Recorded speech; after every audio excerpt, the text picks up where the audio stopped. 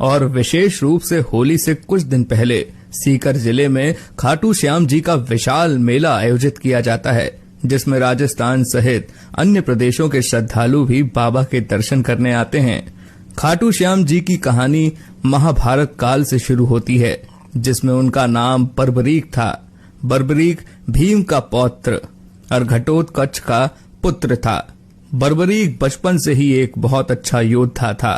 बर्बरीक ने अपनी माँ से युद्ध कला सीखी थी। बर्बरीक देवी शक्ति का बहुत बड़ा भक्त था। एक बार बर्बरीक ने देवी शक्ति की कठोर तपस्या की। बर्बरीक की कठिन तपस्या से देवी शक्ति वहाँ प्रकट हुई। आंखें खोलो पुत्र। प्रणाम माते। तुम्हारा कल्याण हो पुत्र। मैं तुम्हारी तपस्या से अति प्रसन्न हूँ। बोलो, क्या वरदान चाहिए? माते, आपने तो मुझे दर्शन देके ही कृतार्थ कर दिया। अब तो बस एक ही अभिलाषा है, आप अपना आशीर्वाद मुझ पर सदैव बनाए रखिए, जिससे मैं अपना संपूर्ण जीवन दीन दुखियों की सहायता करने में व्यतीत कर सकूं। माँ, तथास्तु। तुम सदा दुर्बलों का सहारा बनोगे। मैं तुम्हें ऐसी शक्ति प्रदान करूंगी जो तीनों लोकों में किसी के पास नहीं है। पर याद रहे, तुम्हें इन शक्तियों का दुरुपयोग नहीं करना है। भगवती शक्ति ने बर्बरीक को 3 दिव्य बाण वरदान स्वरूप दिए। वे बाण अपने लक्ष्य को भेद कर वापस लौट जाते थे। इसी वजह से बर्बरीक अजय हो गया। बर्बरीक अपनी माता के पास पहुंचा और देवी शक्ति के दिए हुए वरदान के बारे में उन्हें बताया। माँ, मैं भी कौरव पांडव के युद्ध में जाना चाहता हूँ। मेरे युद्ध में जाने की बहुत इच्छा है। माँ। पुत्र बर्बरीक, मैं जानती हूँ तुम एक महान योद्धा हो, इसीलिए मैं तुम्हें रोकूंगी नहीं। पर मुझे वचन दो कि तुम्हारे का सहारा बनोगे। तुम युद्ध में हारने वाले की तरफ से ही लड़ोगे। मैं आपको वचन देता हूँ माँ कि मैं युद्ध में हारने वाले की ही तरफ से लड़ाई करूंगा। अपनी माँ को वचन देकर बर्बरीक ने घोड़ी पर सवार होकर और देवी शक्ति के दिए हुए 3 बाणों को लेकर रवाना हो गया। भगवान कृष्ण तो अंतर्यामी हैं, वो ये सब लीला होते हुए देख रहे थे। भगवान कृष्ण जानते थे कि बर्बरीक केवल हारी हुई सेना की तरफ से ही लड़ेगा, और वो ये भी जानते थे कि कौरवों को भी बर्बरीक के इस वचन के बारे में पता है। बर्बरीक कौरवों का सहयोग कर पांडवों का विनाश कर देगा। इस प्रकार जब वो कौरवों की तरफ से लड़ेगा तो पांडवों की लड़ रही सेना कमजोर हो जाएगी। उसके बाद वो पांडवों की सेना में चला जाएगा। इस तरह वो दोनों सेनाओं में घूमता ही रहेगा।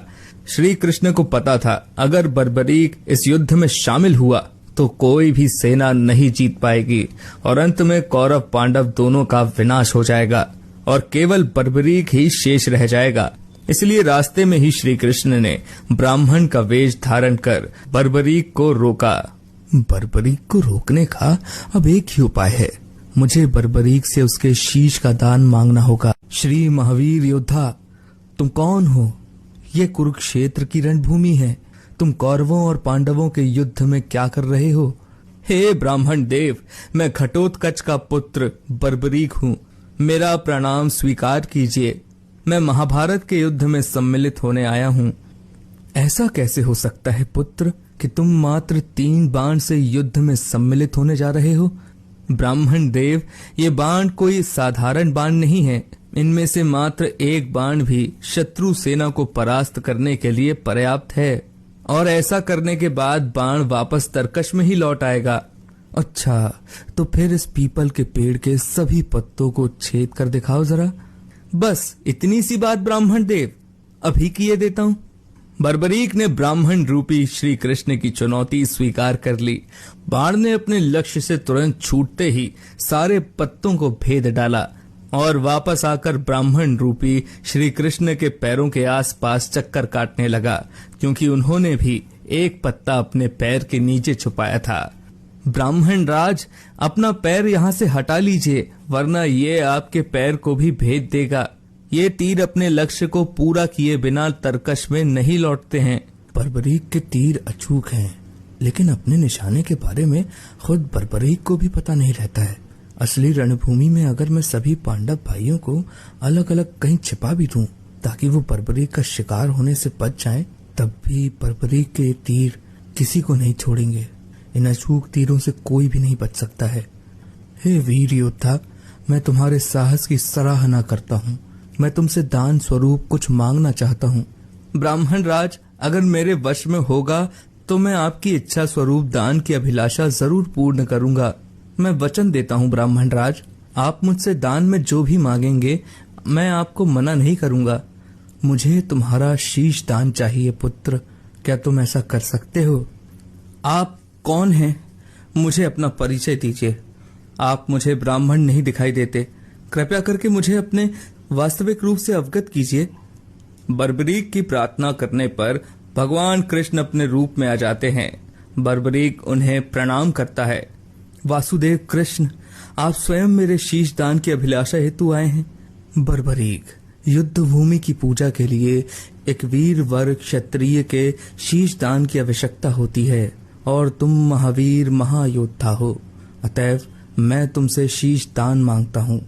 हे वासुदेव कृष्ण, मैं आपको अपना शीश अवश्य दूंगा, पर मेरी दो इच्छाएं हैं। पहला ये कि मेरी देह को आप स्वयं अग्नि देंगे और दूसरी इच्छा ये है कि मैं अंत तक इस युद्ध को देखना चाहता हूँ। ऐसा ही होगा वीर शीश दानी बर्बरीक। कलयुग में लोग तुम्हें हारे हुए का सहारा बोलेंगे, तुम्हें श्याम नाम से पुकारेंगे। मेरे नाम से ही तुम्हारी कलयुग में पूजा की जाएगी। कलयुग में खाटू श्याम नाम से तुम्हारी पूजा होगी।